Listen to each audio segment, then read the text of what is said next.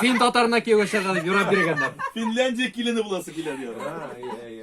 Anlayayım. Ben o bir tartışan bir kıskagına anlatırga. Min bir tapkırında Super Tatar'nın disk çıgarga bulganda bizde konsertler munda bulurgaydı ansambl bilende. Min kaldık sekund üzerinde oradan yaşarga oradan izledim. R&B'lerden de şundalardan. Barsı da satılgan. Min etim ne çekmemkin? Barsı etim berince ya may. Munda bir bütün rasiyat ile kazanga.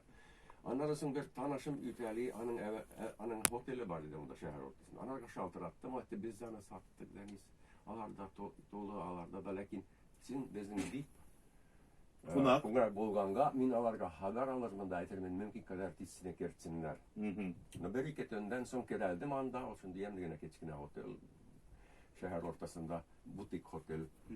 Anlarında kız Tatar telinde tüylü dogan kızlar resepsiyondalar ben söyleyip duran da karasam şunu kara çet biraz yüreğim sigara başladı bozup gittim ettim bu kim bu Subhanallah maşallah. yok kızlar da kuraklı görmedim kimsin bizim direktör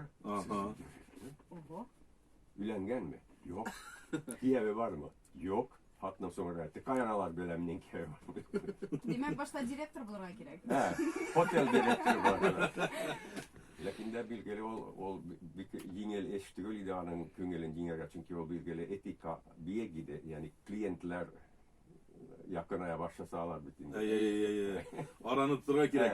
Deniz efendi biz birazına bölünüp durabız, sonra devam etirbiz. Hürmetli radyo dinleyicilerimiz siz de bizden ayrılmağız.